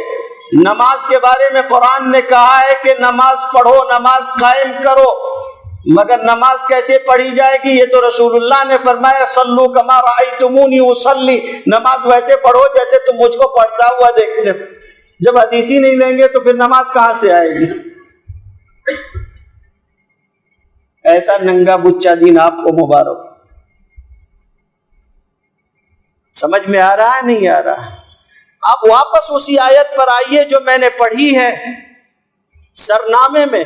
قرآن مجید میں اللہ نے فرمایا، محمد صلی اللہ علیہ وسلم، وَأَنزَلْنَا إِلَيْكَ الذِّكْرَ لِتُبَيِّنَ لِلنَّاسِ مَا نُزِّلَ إِلَيْهِمْ، ہم نے یہ قرآن آپ کے اوپر نازل کیا ہے تاکہ آپ لوگوں کو بتائیں کہ اللہ نے ان کے لیے کیا نازل کیا۔ جو مقام بیان کا حضور کو دیا گیا، تو ہوتا کون ہے اس مقام کو چھیننے والا؟ آپ جو کہتے ہیں وہ قرآن کی تبیین ہے۔ جیسے قرآن پر عمل کرنا ضروری ہے، ویسے ہی آپ کی تبیین پر عمل کرنا ضروری ہے۔ تو اگر شوق رہا ہو خان صاحب کو سننے کا تو آج جا کے سجدے سو کر لینا۔ ہاں، بات سمجھ میں آ رہی نہیں آ رہی ہے؟ اگر میں آپ سے کہوں وہاں کونے میں 4 گلاس شربت کے روح افزا کے رکھے ہوئے ہیں، مگر خیال رہے ایک بچہ آیا تھا غلطی سے، کسی ایک گلاس کے اندر 1 قطرہ پیشاب بھی ہے، تو تم اس میں غور کر کے سمجھ کے کوئی ایک چھوڑ کے باقی 3 پی لو گے۔ جب غذا میں شک نہیں چلتا تو دین مشکوک آدمی سے کیسے لیتے ہو؟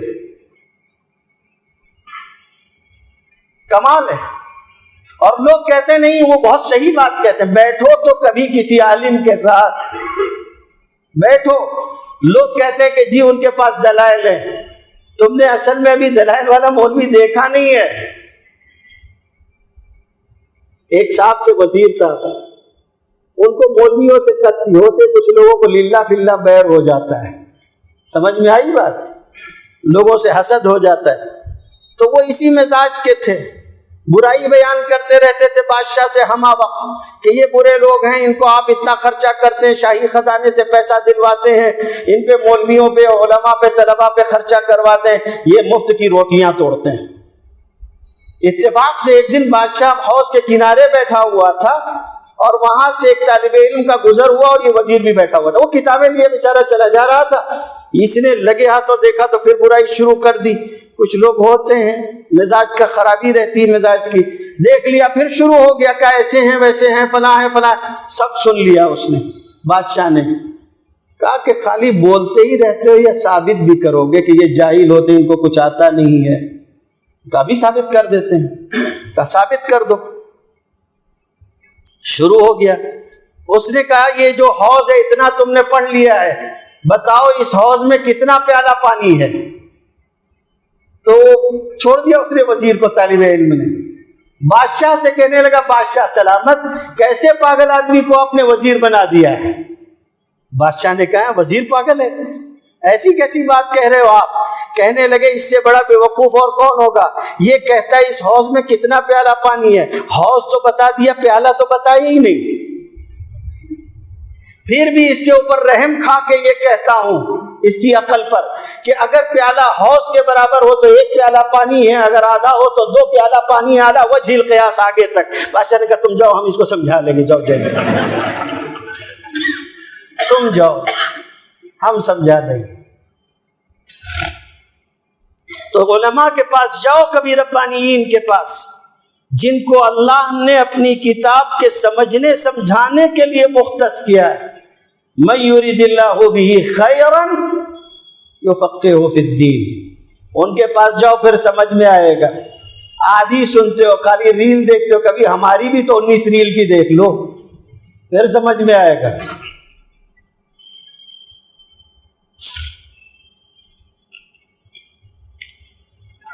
دوسرے قسم کے لوگ وہ ہیں جن کا مزاج یہ ہے کہ قرآن مجید کو تنہا عربی سے سیکھ لیں گے, سمجھ لیں گے. یہ وہ لوگ ہوتے ہیں جو یہ چاہتے ہیں کہ آپ کو دین کے اصل چشموں اور سوتوں سے دور کر دیں. ان کی پوری کوشش ہوتی ہے. ایک جملہ, بہت لمبی بات کہنے کے بجائے ایک مثال عرض کرتا ہوں, بات سمجھ جائیں گے. چور دیکھا نہیں دیکھا کبھی؟ تو چور کو سب سے زیادہ تکلیف کس سے ہوتی ہے؟ چوکیدار سے. سب سے زیادہ کس سے ہوتی ہے؟ چوکیدار سے.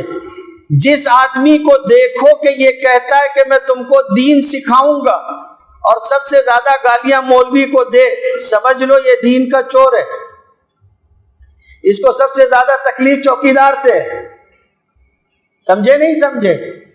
آتے ہو کہتے ہیں کہ اللہ نے کتاب اتاری لوگوں کے لیے, اللہ نے کتاب اتاری لوگوں کے لیے. لوگ خود سیکھ سکتے ہیں, سمجھ سکتے ہیں, اس لیے خود پڑھو, خود سیکھو, خود سمجھ لو. قرآن مجید کی تفسیر کے ذریعے ہیں. تفسیر القرآن بالقرآن, تفسیر القرآن باحادیث رسول اللہ صلی اللہ علیہ وسلم, تفسیر القرآن باقوال الصحابہ. قرآن مجید کی تفسیر لغات سے, زمانہ جاہلیت کے اشعار کو سامنے رکھ کر کسی لفظ کے معنی کو متعین کرنے سے کئی درجات ہیں آگے تک سارے. آپ خالی ترجمہ دیکھ کے یہ کر لیں گے. آپ کو یہ بھی نہیں معلوم ہے کہ جو آیت پڑھ کے عمل کرنے جا رہے ہیں وہ آیت ناسخ ہے کہ منسوخ ہے. آپ تو یہ بھی نہیں جانتے. کیسے کر لیں گے آپ؟ ساحل ادیم صاحب کا کل معاملہ یہی ہے. اور تفسیر میں رائے کرتے ہیں اور سورہ تکویر کی تفسیر کو یوں بیان کرتے ہیں کہ 1400 سال میں کسی عالم پہ نہیں کھلی, مجھی پہ اکیلے کھلی. تو 1400 سال میں پہلی مرتبہ جو تفسیر آپ نے سورہ تکویر کی ہے, اگر یہ حق ہے تو اس سے پہلے آپ کے ابا جو گزرے, دادا جو گزرے, وہ سب بھی بے ایمان دنیا سے رخصت. آپ مان سکتے ہیں کہ اللہ 1400 سال تک قرآن مجید کا علم لوگوں سے مبہم رکھے گا؟ جو کتاب ہدایت کے لیے اتری تھی اس کی ہدایت خالی ساحل ادیم کے لیے اتری ہے. اس سے زیادہ کیا کہیں گے آپ؟ بیچارہ نفاذ شریعت کی باتیں کرتا ہے. 3 باتیں اس کے بارے میں کہوں گا, غور سے سمجھیے گا. ایک بات تو یہ ہے کہ ان کے نزدیک یہ ہے کہ موجودہ نظام ٹھیک نہیں ہے, اس کو بدلنا. تو موجودہ نظام کیسے بدلیں گے آپ؟ کون کون سا طریقہ ہو سکتا ہے اس کے لیے؟ میں اگر آپ کو کہنا شروع کروں تو آپ سمجھ سکتے ہیں کہ موجودہ نظام کو بدلنے کے لیے طریقہ حسن پر چلیں گے یا طریقہ حسین پر؟ دونوں میں سے کس کو غلط کہو گے؟ کون سی مصلحت اختیار کرو گے؟ جی، ایک طریقہ حضرت حسن کا ہے، ایک طریقہ حضرت حسین کا ہے۔ اس وقت کے حالات کیا ہیں، کیا چاہیے، کس طرح سے ہوگا؟ نوجوانوں کو صرف یہی اچھا لگتا ہے، صاحب جو بات علماء نے کبھی نہیں کی وہ یہ کر رہا ہے، اٹھو اللہ کے دین کے لیے کھڑے ہو جاؤ۔ بھائی میرے کو کوئی مسئلہ نہیں، میں آج فتویٰ دیتا، کوئی دقت کی بات نہیں ہے، لیکن 1 مہینے کا وقت لے، 6 فٹ کی اس باڈی کے اوپر، 6 فٹ کے اس جسم کے اوپر 1 مہینے میں اگر تو مکمل شریعت قائم کر لے گا، میں بھی فتویٰ دینے کے لیے تیار ہوں کہ تو دنیا میں شریعت قائم کر سکتا ہے، میں تیرے پیچھے چلوں گا۔ خود پر تو شریعت کا نفاذ کرنے کے لیے تیار نہیں ہے، بات دنیا میں شریعت کے نفاذ کی کرتے ہیں، اور روڈ میپ کچھ نہیں ہے، روڈ میپ کچھ نہیں ہے۔ مکی زندگی سے لے کے چلو گے یا مدنی دور سے لے کے چلو گے؟ صلح حدیبیہ کی بات کرو گے یا خیبر کا منظرنامہ لاؤ گے؟ کیا کرو گے بتاؤ؟ کوئی روڈ میپ ہے؟ نہیں ہے۔ نہیں جی، بہت پیاری بات کرتے ہیں، بس اس سے زیادہ کیا ہے؟ اس سے آگے اس میں خرابی بسیار بس اتنی ہے کہ آپ نوجوانوں کو تباہ کر دیں گے، جذباتی بات کر کے حاصل کچھ نہیں ہے۔ دوسری بات یہ ہے کہ ان کے نزدیک وہی جو میں نے کہا، شریعت اور اسلامی نظام کو سمجھنے کا طریقہ یہ ہے کہ عربی زبان سیکھ لیں اور قرآن مجید کو خود سمجھنے لگیں۔ یہی بات مرزا جی بھی کہتے ہیں، ٹھیک ہے نا؟ کتاب بند کر دیتے ہیں، میں بھی خالص قرآن مجید کا ایک نسخہ رکھ لیتا ہوں جس میں کوئی عربی عبارت کے سوا کچھ نہ ہو۔ مرزا جی بھی ایسے ہی لے آئیں، جس چیز کی دعوت ساحل صاحب دے رہے ہیں یا مرزا جی دے رہے ہیں، آج دعوت دیتے دیتے ایک دہائی گزر گئی ہے، 10 سال کم سے کم گزر گئے، لے کے بیٹھ جائیں، بتائیں کہ وہ خود قرآن سیکھ کر سمجھ سکے ہیں یا نہیں؟ بغیر اردو ترجمے کے تو خود نہیں چل پاتے، دنیا کو دعوت دے رہے ہیں۔ یہ عالم ہے، جانتے ہو اس کو کیا کہتے ہیں انبیاء کی زبان میں؟ اس کو انبیاء کی زبان میں نفاق کہتے ہیں۔ اسی لیے انبیاء نے یہ بات کہی ہے کہ وَمَا أُرِيدُ أَنْ أُخَالِفَكُمْ إِلَىٰ مَا أَنْهَاكُمْ عَنْهُ، میں وہ چیز خود نہیں کرنا چاہتا جس چیز سے تم کو روک رہا ہوں۔ اگر تم ہم سے کہتے ہو کہ کسی دوسرے کی کوئی ضرورت نہیں ہے، عربی سیکھ لو، قرآن مجید خود پڑھو، خود عمل کر لو، تو تم نے کیا؟ تم تو ترجمہ کرنے والے کے آج تک محتاج ہو۔ سیدھی سی بات ہے۔ اور آگے بڑھیں، تیسری بات یہ ہے کہ ان کے ہاں یہ ہے کہ وہ یہ مانتے ہیں کہ جو اسلامی لٹریچر ہے یہ کافی نہیں ہے، اور یہ ساری چیزیں سوائے گمراہی کے اور کچھ نہیں ہیں۔ تو ان کے پاس دین پر چلنے کا کیا طریقہ ہے اگر وہ صدیوں سے جو اسلامی لٹریچر ہمارے پاس ہے اس سے کنارے ہٹتے ہیں؟ تو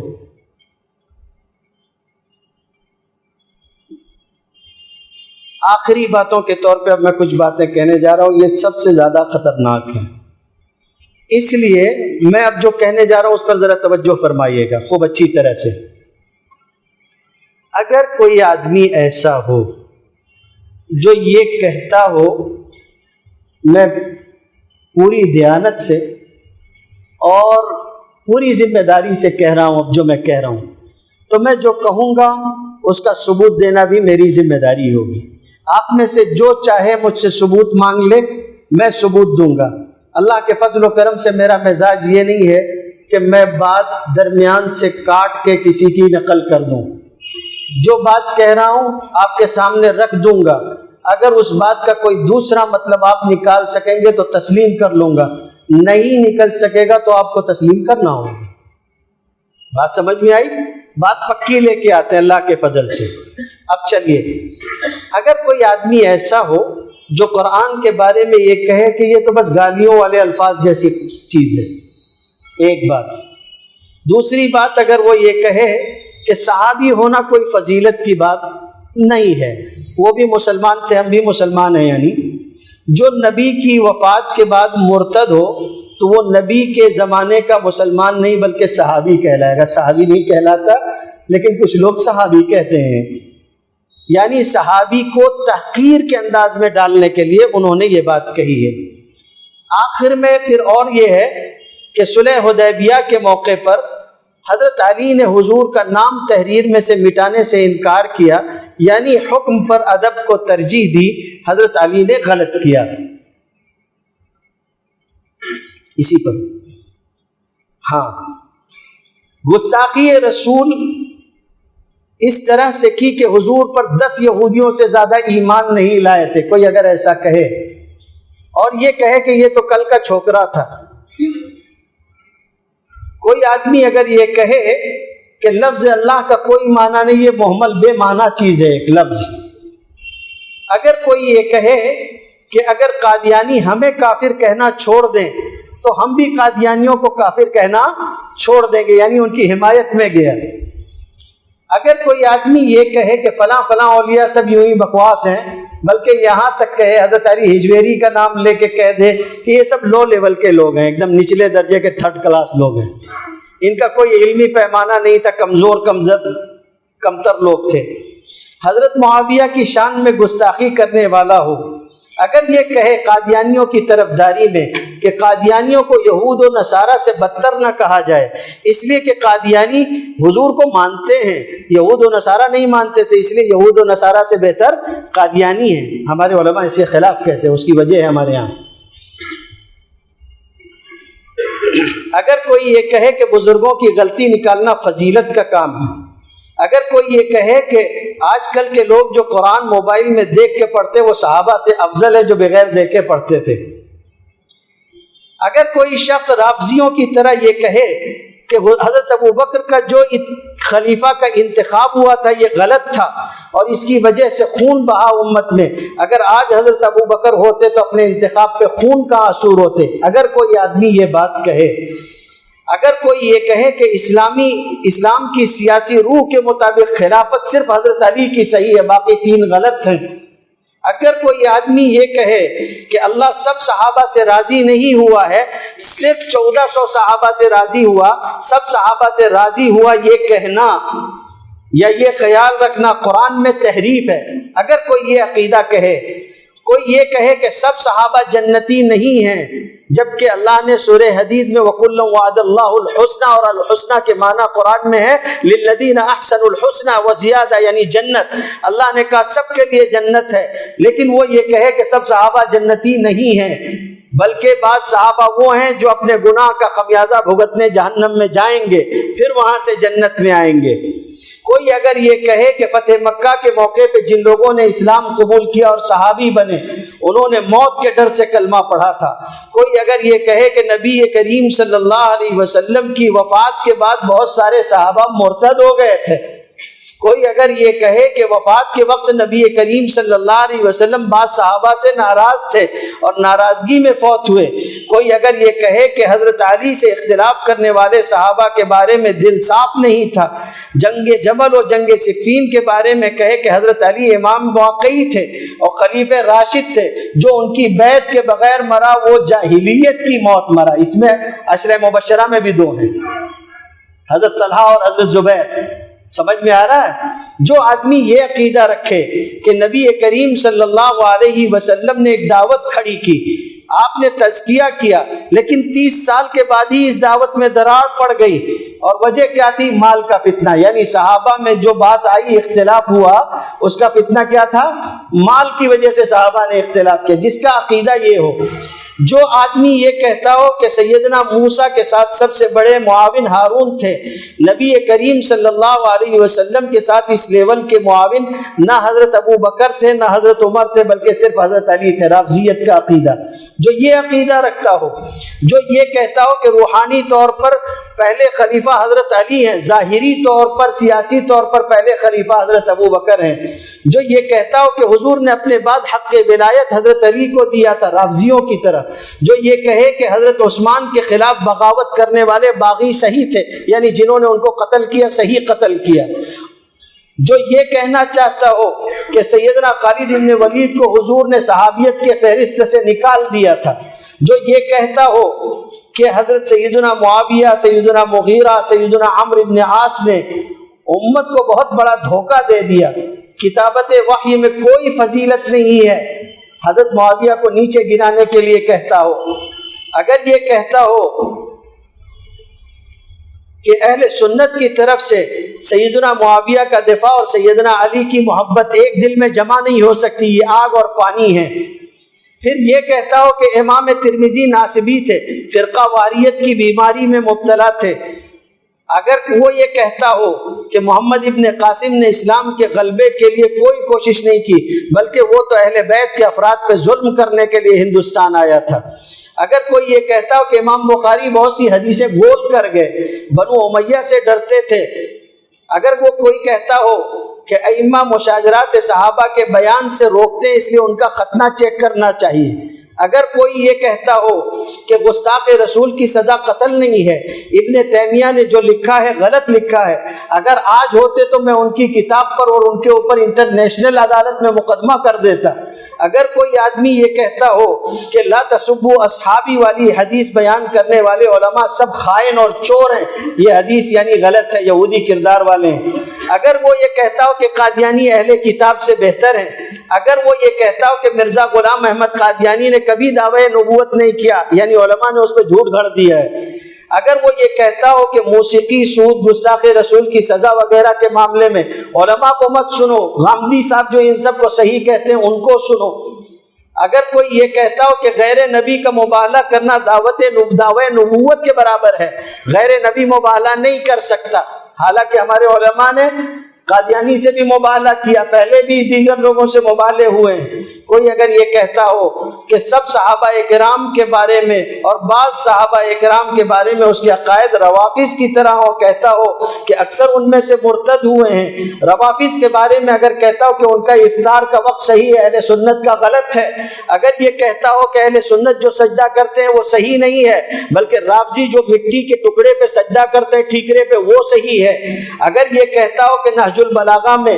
یعنی حضرت علی کے بارے میں جو شیعوں کی کتاب ہے، اہل سنت کی کتاب حدیث سے بھی بڑھ کر اس میں توحید بیان ہوئی ہے، اگر کوئی یہ کہتا ہو کہ 24 منٹ تک جو افطار میں تاخیر کی گئی ہے شیعوں کے ہم سے لیٹ کرتے ہیں، یہ ساری چیزیں جو ہیں درست ہیں، ایسے شخص کے بارے میں آپ کی کیا رائے ہے؟ ایسے شخص کے بارے میں آپ کی رائے کیا ہے؟ یہ مرزا محمد علی ہے، یہ مرزا محمد علی انجینئر صاحب ہیں، اور جتنی باتیں میں نے کہی ہیں کہ یہ سب انجینئر کہتا ہے، اگر آپ کو لگتا ہو کہ انجینئر نے نہیں کہی ہے، آپ میرے پاس تشریف لے آئیں، میں ساری باتیں ایک ایک کر کے ان کی زبانی اگر آپ کو دکھا سنا نہ دوں تو میں مجرم ہوں، جو چور کی سزا وہ میری سزا، اور اگر میں آپ کو دکھا کے مطمئن کر دوں تو خدا کے واسطے اپنے دین و ایمان کا سودا نہ کیجیے گا. وآخر دعوانا الحمدللہ رب العالمین.